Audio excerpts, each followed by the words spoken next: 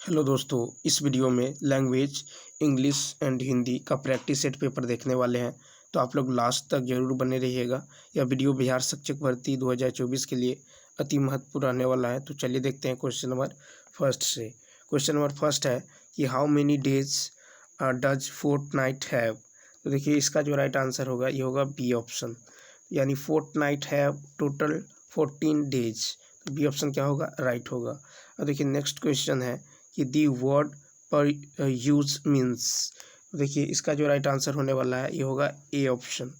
ठीक है, क्या होगा, ए ऑप्शन होगा। तो देखिए दी वर्ड पर यूज मीन्स टू रीड, यानी ध्यान से पढ़ना होता है। ठीक है, तो इसका ए ऑप्शन क्या होगा, राइट होगा। अब देखिए नेक्स्ट क्वेश्चन, क्वेश्चन नंबर 3। अब देखिए क्वेश्चन नंबर 3 है कि select the most appropriate antonym of the given word पर बेटरमेंट। अब देखिए ये जो बेटरमेंट है इसका जो एंटोनिम होगा ये हो जाएगा बी ऑप्शन। क्या हो जाएगा, बी ऑप्शन हो जाएगा। तो देखिए कि बेटरमेंट मतलब होता है सुधार। क्या होता है, सुधार। ठीक है, बेटरमेंट मीन्स सुधार होता है।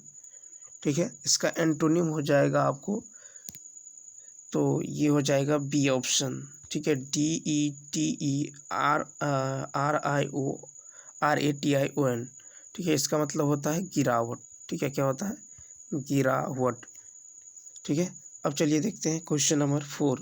क्वेश्चन नंबर 4 है कि what is the colour of sky. अब देखिए 4 का जो राइट आंसर होगा ये होगा बी ऑप्शन। तो the colour of sky is blue. क्या होगा, the colour of sky is blue. अब चलिए देखते हैं क्वेश्चन नंबर 5। देखिए क्वेश्चन नंबर 5 है कि select the most appropriate antonym of the given word. देखिए वोलेटाइल, वोलेटाइल। अब देखिए वोलेटाइल का मतलब क्या होता है, तो वोलेटाइल का मतलब होता है परिवर्तनशील या अस्थिर। ठीक है, इसका एंटोनिम क्या होगा, तो इसका एंटोनिम होगा सर्टेन। क्या होगा, सर्टेन, यानी सी ऑप्शन। तो देखिए वोलेटाइल का मतलब होता है अस्थिर या परिवर्तनशील। इसका जो राइट आंसर होगा ये होगा सर्टेन, यानी निश्चित। क्या होगा, सर्टेन यानी निश्चित। इरेटिक मतलब होता है अनियमित। ठीक है, इरेटिक मतलब क्या होता है, अनियमित होता है। ठीक है, और देखिए फ्लाइटी मतलब जो होता है ये होता है चंचल। और सबटाइल, सबटाइल मतलब होता है सूक्ष्म। क्वेश्चन नंबर 6 कहता select the incorrectly spelled word. तो 6 का देखिए जो राइट आंसर होने वाला है ये हो जाएगा बी ऑप्शन। क्या हो जाएगा, बी ऑप्शन हो जाएगा। ठीक है, तो सही स्पेलिंग क्या होगा, सही स्पेलिंग होगा OCCURRENCE। ठीक है, अकरेंस, OCCURRENCE।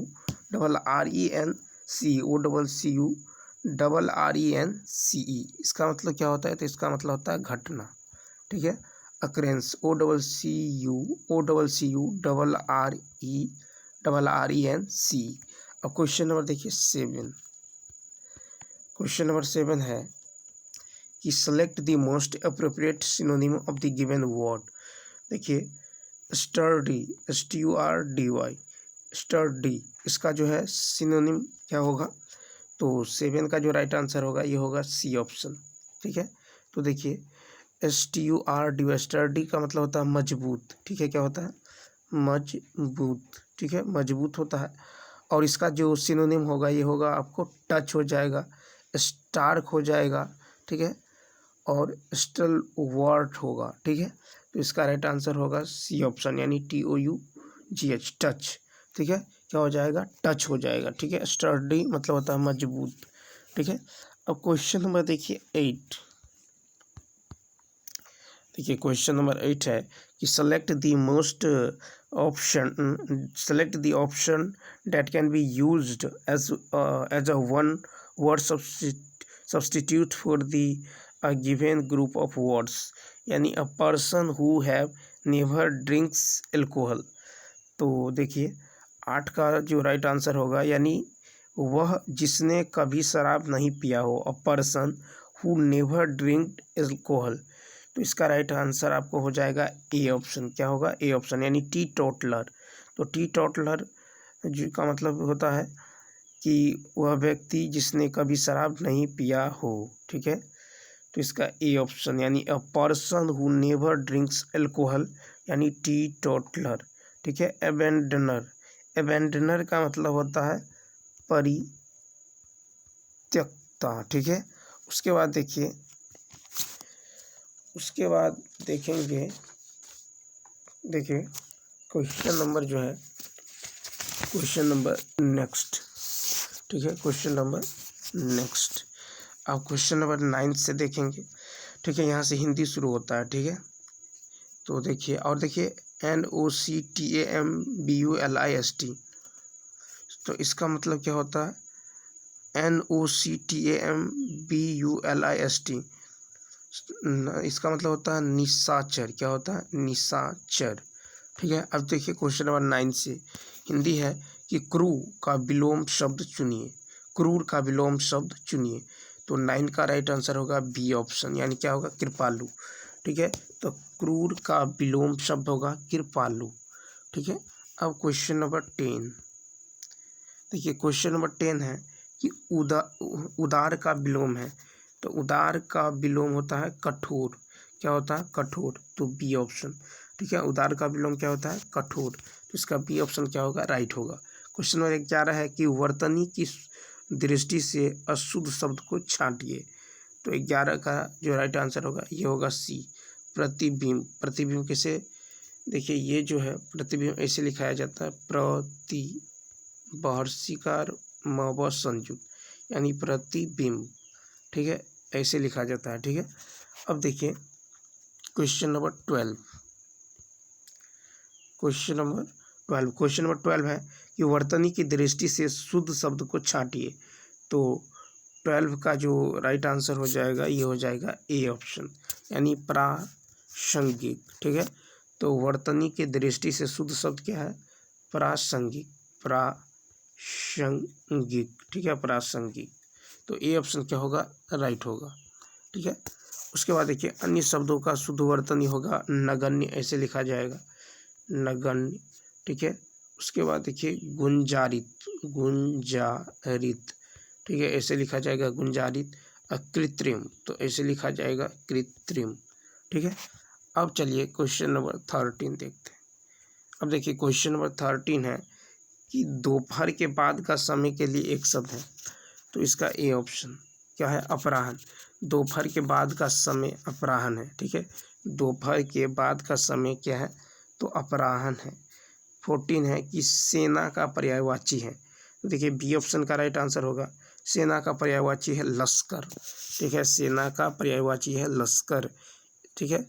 और इसका जो पर्यायवाची होगा ये होगा अनिकटक दल, ठीक है, चमू, फौज आदि। तो सेना का जो पर्यायवाची शब्द होगा अनिकटक दल, चमू, फौज इत्यादि। अब देखिए क्वेश्चन नंबर 15 कहता है पत्नी का पर्यायवाची शब्द है। तो 15 का जो राइट आंसर होगा ये होगा डी ऑप्शन। तो पत्नी का पर्यायवाची शब्द भार्या, अर्धांगिनी एवं दारा है, ठीक है। क्या है? भार्या, अर्धांगिनी और दारा, ठीक है। क्वेश्चन नंबर 16 देखिए, क्वेश्चन नंबर 16 है कि अभिज्ञ का समानार्थी शब्द है। तो 16 का हो जाएगा ए ऑप्शन, अभिज्ञ। अभिज्ञ का जो अभिज्ञ यानी जानकार समानार्थी शब्द है, ठीक है। अभिज्ञ का जो समानार्थी शब्द है यह है जानकार, ठीक है। क्या है? जानकार। क्वेश्चन नंबर 17 है कि अंधों में कान्हा राजा, मुहावरे का अर्थ है। तो 17 का होगा ए ऑप्शन, अंधों में कान्हा राजा का मतलब होता है अज्ञानियों में अल्प ज्ञान वाले सम्मान होना, ठीक है। तो 17 का ए ऑप्शन क्या हो जाएगा? राइट हो जाएगा, ठीक है। क्वेश्चन नंबर 18 देखिए।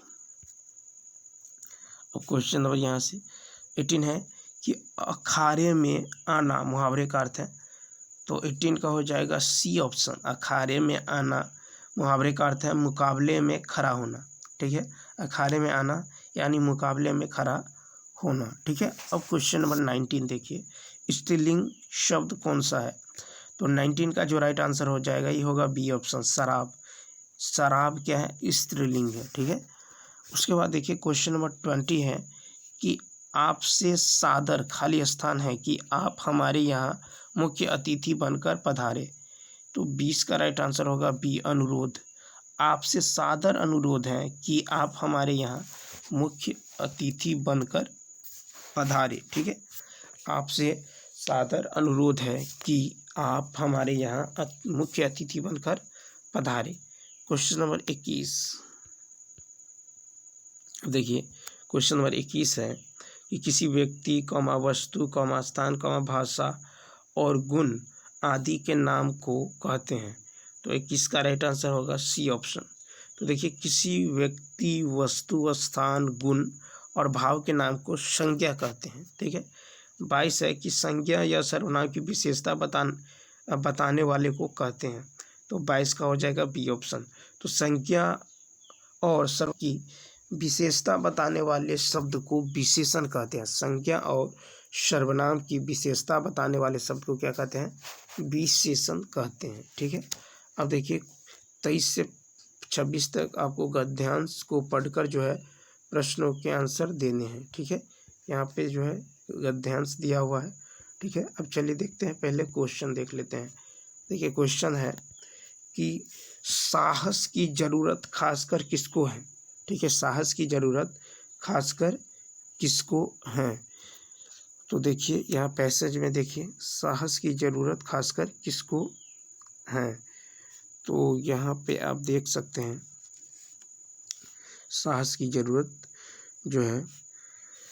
तो देखिए, ऐसा नहीं है कि पहले कुछ पवित्र और निष्पाप था, अब जो है चौपट हो गए हैं। पहले चीज़ों को तोड़ने मरोड़ने लांछन लगाने और छल कपट करने की प्रवृत्ति, परंतु विरोध करने का एक दुर्मय साहस भी है। एक पत्रकार ने, ठीक है, अखबारी नैतिकता की चर्चा करते हुए बताया कि एक बार शहर में चलने वाले सर्कस के बारे में संवाददाता की यह खबर जो है, सर्कस का हाथी पागल हो गया है। ठीक है, लेकिन सर्कस का मालिक ने संपादक को बताया कि संवाददाता जो है 20 मिनट मुफ्त मांग रहा था। ठीक है, उसके बाद देखिए कि संपादक खोजबीन की और शिकायत को सही पाया। ठीक है, और देखिए कि अपने दूसरे दिन पहले से बड़ी जो है खबर छापी कि सर्कस का हाथी नहीं, हमारा संवाददाता पागल हो गया। यह एक प्रतीकात्मक बात है। दरअसल यह क्षेत्र में ऐसे साहस की ज़रूरत है, खासकर विकासशील देशों को। यदि वे अपनी आपसी टूट फूट में उलझ रहे तो एक दिन निश्चित मारे जाएंगे। ठीक है, विकासशील देशों में के बीच में जो है आर्थिक, सामाजिक और सूचना संबंधी गठजोड़ ही नहीं बल्कि प्रतिरोध और विरोध को जो एक संगठित आवाज़ का होना आज की सबसे बड़ी ज़रूरत है। ठीक है, आज की बहुत। तो देखिए यहाँ देखिए, इसका जो राइट आंसर होने वाला है कि साहस की ज़रूरत जो है किसको है? तो साहस की ज़रूरत है किसको? विकासशील देशों को। तो इसका सी ऑप्शन क्या होगा? राइट होगा। ठीक है, अब देखिए क्वेश्चन नंबर 24 है कि सर्कस के हाथी के पागल होने की खबर छापने का मुख्य कारण क्या था? तो मुख्य कारण क्या था? तो सर्कस के मालिक से बदला लेने के लिए। ठीक है, यानी बी ऑप्शन। ठीक है, सर्कस के मालिक से बदला लेने के लिए। ठीक है, अब देखिए क्वेश्चन नंबर 25। क्वेश्चन नंबर 25 है कि निम्नलिखित में से कौन सा विकासशील देशों के एकजुट होने से मिलने वाला लाभ नहीं है? तो 25 का होगा बी ऑप्शन, यानी विकसित देशों से संधि। ठीक है, तो कौन सा है विकासशील देशों में के एकजुट होने से मिलने वाला लाभ नहीं है? तो 25 का होगा बी ऑप्शन, विकसित देशों से संधि।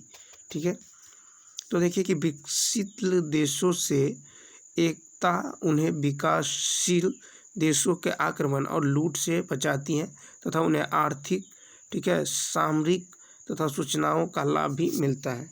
क्वेश्चन नंबर 26 है कि प्रतिरोध